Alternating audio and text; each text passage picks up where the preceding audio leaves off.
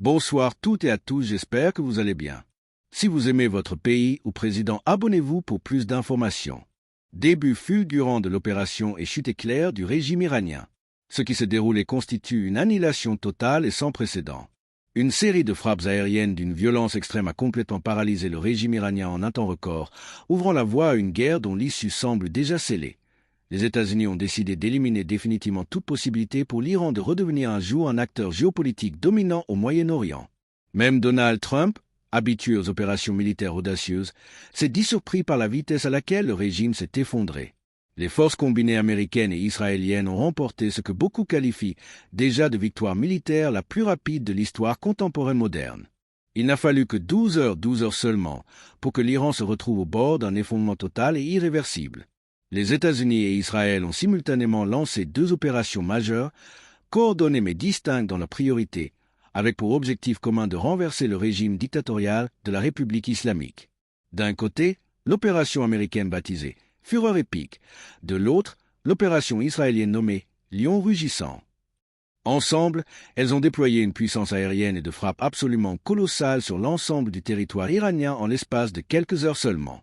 Cette démonstration de force a laissé un régime déjà fragilisé par des années de tensions internes, de sanctions économiques et de contestations populaires dans un état de paralysie complète. Les premières frappes ont immédiatement neutralisé plusieurs des centres névralgiques les plus critiques du dispositif militaire iranien, ce qui aurait pu permettre à Téhéran de monter une riposte suffisamment massive et coordonnée pour faire hésiter Washington ou Tel Aviv.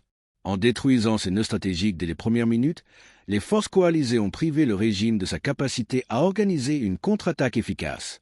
Les chiffres qui circulent sont proprement stupéfiants. Au cours de ces 12 heures de bombardements intensifs, la coalition américano-israélienne a mené pas moins de 900 frappes distinctes contre des objectifs iraniens. Il s'agit d'une campagne de choc et stupeur d'une ampleur inégalée, qui a ébranlé le pays tout entier, des bases les plus reculées jusqu'au cœur même de la capitale. Nous allons détailler dans les lignes qui suivent comment les États-Unis ont orchestré ces 12 heures de destruction massive et quel rôle précis Israël a joué dans cette offensive conjointe qui restera sans doute gravée comme l'une des opérations les plus dévastatrices de l'histoire militaire récente. La destruction massive de Téhéran et le bilan initial des premières heures. Les premières explosions ont été signalées à Téhéran vers 17h30 d'été de l'Est australien, selon le Sydney Morning Herald. Compte tenu du décalage horaire, cela correspond à environ 10 heures du matin heure locale en Iran. À peine une heure après le début des détonations, Donald Trump prenait la parole pour annoncer officiellement que les États-Unis lançaient des opérations de combat majeures sur le sol iranien. Ce qui a suivi fut un pilonnage ininterrompu pendant encore 11 heures. Les forces américaines et israéliennes ont concentré leurs efforts sur 3 cibles prioritaires: les défenses aériennes iraniennes, les centres de commandement et de contrôle, et la direction politique et militaire du régime. Selon le rapport détaillé publié par Kapiami Army sur cette opération conjointe, la majeure partie des frappes des 12 premières heures s'est abattue sur Téhéran, la capitale et le principal centre de pouvoir du pays. C'est là que se concentrent la plupart des instances dirigeantes du régime, les quartiers généraux des gardiens de la Révolution, les principaux sièges administratifs et les installations militaires les plus sensibles. Au-dessus de cette mégapole de plus de 15 millions d'habitants, les forces coalisées ont rapidement établi une domination aérienne quasi totale. L'espace aérien iranien est aujourd'hui presque entièrement vidé de tout trafic civil, exactement comme on l'observe dans les zones de guerre en Ukraine ou entre la Russie et ses voisins, où les vols commerciaux sont interdits en raison de la densité des opérations militaires. Iran International a publié le 28 février une carte très parlante.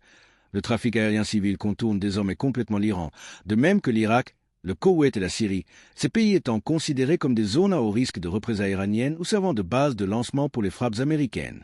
Et parmi les coups les plus décisifs portés durant ces 12 heures, l'élimination du guide suprême Ali Khamenei lui-même. L'homme qui incarnait depuis plus de 3 décennies la ligne dure du régime, qui avait supervisé la quête obsessionnelle de l'arme nucléaire et l'expansion de la puissance militaire iranienne, a été tué. Avec lui, des centaines et peut-être des milliers de hauts responsables, de commandants militaires et de fidèles du régime ont péri dans les bombardements. La puissance de feu écrasante des États-Unis, missiles de croisière et aviation. Comment les États-Unis ont-ils pu infliger un tel niveau de destruction en si peu de temps? La réponse tient en un mot: une supériorité écrasante en matière de puissance de feu, utilisée de manière synchronisée et impitoyable. Dès les premières minutes, des dizaines de missiles de croisière Tomahawk ont été lancés depuis plus de 20 navires de guerre américains destroyers, croiseurs et sous-marins récemment déployés dans la région. Selon Kapiami, Ces missiles ont frappé des cibles stratégiques avec une précision redoutable. Des vidéos amateurs filmées depuis le sol montrent des salles impressionnantes. Une séquence de plus de 30 secondes capture 20 missiles de croisière volant à basse altitude, rasant le terrain avant de s'abattre sur leurs objectifs. Les systèmes de défense aérienne iraniens, qu'ils soient d'origine russe, S-300, S-400, chinoise ou de production locale, se sont révélés incapables de les intercepter efficacement. La clé de cette efficacité réside dans le vol à très basse altitude des Tomahawk.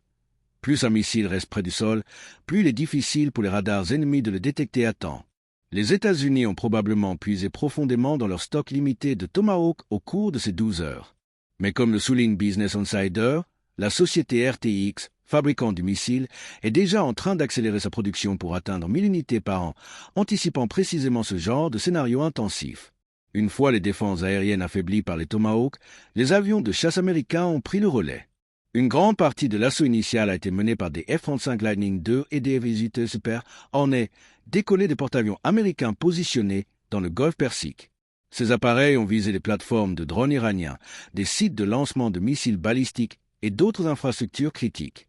Par la suite, des F-16, des F-22 Raptor et même des avions d'attaque au sol à Thunderbolt II ont été engagés, selon CNN. Destruction quasi totale de la flotte iranienne. L'opération Fureur épique n'a pas épargné la marine iranienne, pourtant déjà très limitée.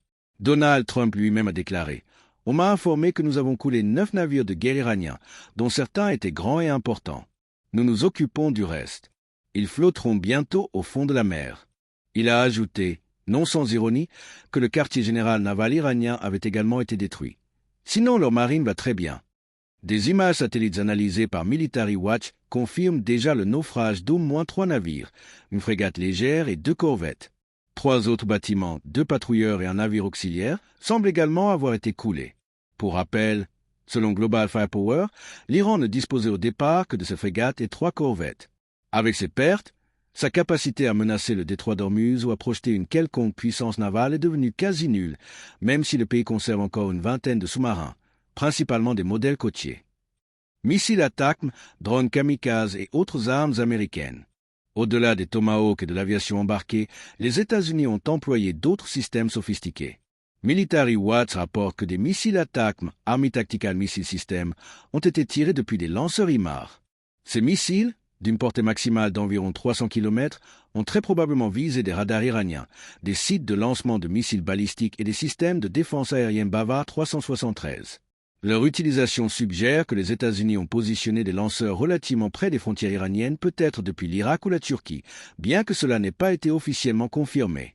Autre innovation, l'entrée en scène de la force opérationnelle Scorpion, créée fin 2025 au Moyen-Orient par les États-Unis. Elle a déployé pour la première fois à grande échelle ses drones kamikazes Luka, des appareils Lukos largement inspirés du Shahed 136 iranien. Selon CNN et le CENTCOM, ces drones bon marché, fabriqués aux États-Unis, ont servi à infliger un retour de bâton symbolique et très concret à Téhéran. Coopération américano-israélienne, 2 approches complémentaires mais dévastatrices. Les États-Unis et Israël ont adopté une stratégie clairement complémentaire, résumée par l'Institut pour l'étude de la guerre, ISW, en 2 mots, détruire et décapiter. Tandis que les frappes américaines se concentraient sur les infrastructures militaires, navires, batteries antiaériennes, sites de missiles balistiques, plateformes de drones, Israël a ciblé la tête du régime. L'ISW estime que la mort d'Ali Khamenei résulte très probablement des frappes israéliennes. Tsahal revendique également l'élimination d'Ali Shamkhani, secrétaire du Conseil suprême de sécurité nationale, du général Mohammad Pakpour, au commandant des gardiens de la Révolution, et du ministre de la Défense Aziz Nazirzadeh. Iran International rapporte, citant l'agence mi-officielle ISNA, que des milliers de membres du corps des gardiens de la Révolution islamique, CGRI, auraient été tués ou blessés.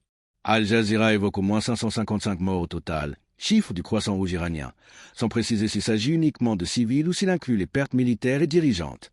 Conséquences immédiates et perspectives pour la suite. En 12 heures, le régime iranien a perdu son guide suprême, une grande partie de sa chaîne de commandement, ses défenses aériennes majeures, une fraction significative de ses gardiens de la Révolution et plusieurs navires de guerre. Il est aujourd'hui réduit à une coquille vide de la puissance qu'il prétendait incarner. Donald Trump l'a dit clairement dans son discours de 8 minutes prononcé 1 heure après le début des frappes. Nous voulons protéger le peuple américain en supprimant les menaces immédiates du régime iranien. L'objectif affiché est désormais le renversement complet du régime. Les images satellites montrant la résidence de Khamenei en ruine constituent une victoire psychologique et propagandiste majeure pour Washington et Tel Aviv. Trump et ses alliés espèrent que cela galvanisera les Iraniens qui manifestaient déjà avant l'opération. Si une révolte populaire éclate, les frappes aériennes américaines pourraient alors cibler toute tentative de répression par les forces restantes du régime. C'est un passage de relais. Les forces extérieures ont brisé la tête et le peuple iranien est appelé à achever le travail. Cependant, comme le souligne Politico, même sans Khamenei, le régime dispose encore de couches multiples de mécanismes répressifs accumulés depuis des décennies. Le CGRI, malgré ses pertes, reste une force puissante et fanatique. Historiquement, renverser un régime aussi idéologiquement enraciné est extrêmement difficile. Reste que la soif de changement est palpable en Iran. Si le peuple se soulève massivement, les États-Unis pourraient, sans envoyer de troupes au sol, Tom Cotton l'a confirmé, aucun plan pour des forces terrestres importantes, soutenir indirectement la révolte par des frappes aériennes ciblées. Enfin, la chute potentielle du régime iranien pourrait avoir des répercussions géopolitiques majeures ailleurs, notamment en Russie. Vladimir Poutine suit avec inquiétude. Un Iran affaibli ou renversé priverait Moscou d'un allié stratégique clé au Moyen-Orient. Si cette analyse vous a intéressé, abonnez-vous à The Military Show pour suivre les développements de l'opération Fureur épique et leurs conséquences régionales. Merci de nous avoir suivis.